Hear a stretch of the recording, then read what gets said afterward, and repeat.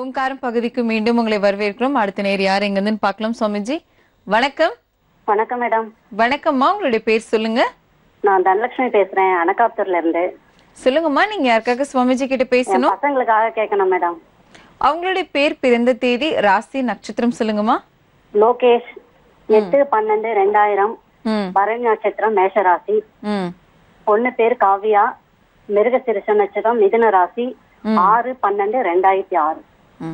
சொல்லுங்கம்மா, என்ன சந்தேகம் குறித்து உங்களுடைய பசங்களுக்கு எப்படி இருக்கும்னு கேட்கணும் மேடம். அவங்க எதிர்காலம் எப்படி இருக்கும், என்ன படிக்க வைக்கலாம், அது கேட்கணும் மேடம்.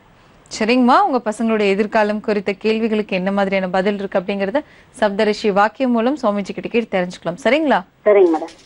நமஸ்தே சுவாமிஜி. நமஸ்தே. பசங்களுக்காக கேட்கணும் சுவாமிஜி. பெரிய பையன் என்ன பண்ற? 10th படிக்கிறாரு. ரெண்டாவது பையன்? பொண்ணு சுவாமிஜி ரெண்டாவது. என்ன பண்றாங்க? அவ 4th படிக்கிறா. சரிம்மா, அந்த ரெண்டு குழந்தைகளுக்கு என்ன கேட்கணும் இல்லையா? ஆமா, படிப்பு எப்படி இருக்கும், என்ன படிக்கலாம், எதிர்காலம் எப்படி இருக்கும், கட்டாயம் கேட்கலாம். உங்களோட மூத்த மகனை உங்களுக்கு வந்து கணக்கு சார்ந்த துறையில படிக்க வைக்கிறது சப்தரிஷி வாக்கியப்படி சிறப்பா இருக்கும்னு வந்திருக்கு. சரிங்க சார். ஆனா இப்ப அவரோட மனம் வந்து மெக்கானிக்கலை நோக்கி போறதுக்குரிய வாய்ப்பு உண்டு. இருந்தாலும் நீங்க கணக்கு சார்ந்த கல்வி கொஞ்சம் தடுமாற்றம் இருந்தாலும் அவரை நீங்க கணக்கு சார்ந்த துறையில ஈடுபடுத்துறது சிறப்பா இருக்கும். பேங்கிங் சர்வீஸ் அவருக்கு நல்லா சிறப்பா வரும். இந்த ரெண்டாவது பொன் குழந்தையை பொறுத்த வரைக்கும் விஞ்ஞானம் சார்ந்த, சயின்ஸ் சார்ந்த கல்விகள் எது வேணால் நல்லா வரும். கம்ப்யூட்டர் சயின்ஸ்ன்னு சொல்கிறோம் அந்த மாதிரி. பெரிய பையனுக்கு வந்து செய்ய வேண்டியதுன்னு சொன்னீங்கன்னா ஒரு ஞாயிற்றுக்கிழமையும் விநாயகர் வழிபாடு நல்லது. பெண் குழந்தையை பொறுத்த வரைக்கும் ஒரு செவ்வாய்க்கிழமையும் முருகப்பெருமானை பூஜிக்கிறது நல்ல பலன் தரக்கூடியதாக சொல்லுவோம். எதிர்காலம் வந்து சிறப்பாகவே இருக்கும்னு வந்திருக்கு. வேற பரிகாரம் வேண்டாம், நம்புங்கள், நல்லதே நடக்கும். ரொம்ப நன்றி சுவாமிஜி, நல்ல ஒரு பரிகாரம் நீங்க சொன்னீங்க. அடுத்த நேர் யார் எங்கன்னு பார்க்கலாம். வணக்கம். ஹலோ. வணக்கம்மா, உங்களுடைய பேர் சொல்லுங்க. என் பேர் சுந்தரி மேடம். எங்க இருந்துமா பேசுறீங்க? பேட்டைப்பட்டில இருந்து பேசுறேன் மேடம். சொல்லுங்கம்மா, நீங்க யாருக்காக சுவாமிஜி கிட்ட பேசணும்?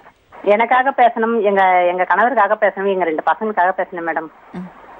உங்களுடைய பிறந்த தேதி, ராசி, நட்சத்திரம் சொல்லுங்கம்மா. தெரியாதுங்க மேடம், என்னுடைய நட்சத்திரம் தெரியாதுங்க மேடம். எங்க வீட்டுக்கார பேர் வந்து கலையரசு. நட்சத்திரம் ஆயில்யம் நட்சத்திரம், கடகராசி. எங்க பையன் பேர் வந்து 17/5/1991, திருவாதிரை நட்சத்திரம், மிதுன ராசி. என் பொண்ணு பேர் வந்து ஷாலினி, 9/10/1995, நட்சத்திரம் வந்து உத்திராட்டாதி, மீனராசி மேடம். சொல்லுங்கம்மா, என்ன சந்தேகம் குறித்து உங்களுடைய குடும்பத்துக்காக நீங்க பேசணும்னு தெரிஞ்சுக்கலாமா? வீட்டுக்காருக்கு வேலை சுத்தமா இல்லைங்க மேடம். சுத்தமா 1 வருஷ காலமா வேலை இல்லாம ரொம்ப கஷ்டப்படுறாரு.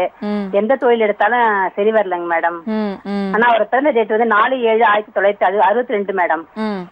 அவரு சுத்தமா வேலை இல்லாம ரொம்ப கஷ்டப்படுற 1 வருஷமா காலம். எனக்கும் உடம்பு முடிய மாட்டேங்குது. 1 வருஷ காலமா ஏதாவது கை வலி, கால் வலி ஏதாவது இருந்துட்டே இருக்குது.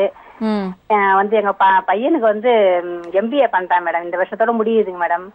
அவனுக்கு ஏதாச்சும் வேலை, நல்ல வேலை கிடைக்குமா அப்படின்னு பாக்கணும். அதுக்கப்புறம் எங்க பொண்ணு வந்து பியூட்டி பார்லர் போயிட்டு இருக்கா, கிளாஸ் போயிட்டு இருக்கா.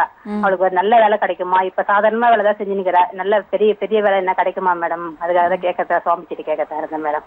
சரிங்கம்மா, உங்களுடைய குடும்பத்துக்காக நீங்க கேட்டிருக்கீங்க. என்ன மாதிரியான பரிகாரம் செய்யலாம் அப்படிங்கறத சப்தரிஷி வாக்கியம் மூலம் சுவாமிஜி கிட்ட கேட்டு தெரிஞ்சுக்கலாம். சரிங்களா? சரிங்க மேடம். சுவாமிஜி.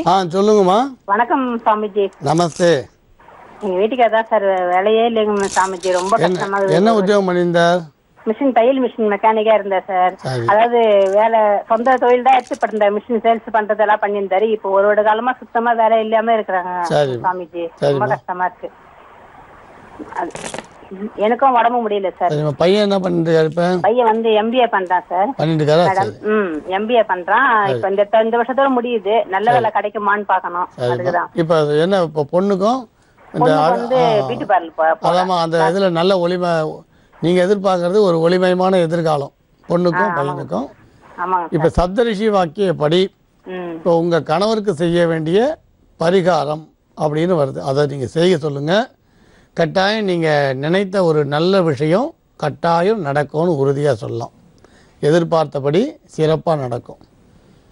அதாவது அம்மன் கோயில்லையோ சிவன் கோயில்லையோ விஷ்ணு துர்க்கைன்னு சன்னதி இருக்கும்.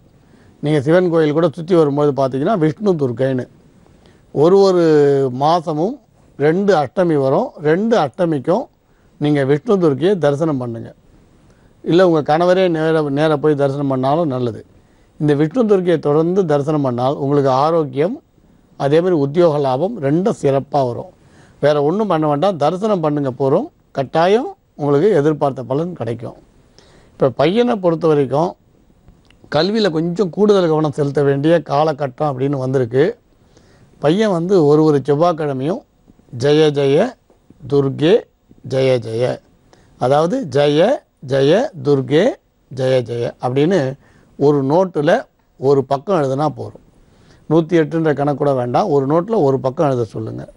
அவரை பொறுத்த வரைக்கும் இந்த இருக்கிற சின்ன இடையூறு விலகி வெற்றிகரமான ஒரு வாழ்க்கையை சந்திப்பார். இப்போ பொண்ணை பொறுத்த வரைக்கும் கூடுதலாக ஒரு 3 மாதம் ஒரு கல்வி படிக்க முடியாது வரலாம். அந்த கல்வி படித்த பிறகு தான் அவருக்கு உத்தியோக லாபம் சிறப்பாக இருக்கும். இப்போ இருக்கக்கூடிய வருமானம் குறைவுன்னு நினைக்கிறீங்க, அது கொஞ்சம் நல்லா கூடுதலாக வரத்துக்குரிய வாய்ப்பு வரும்.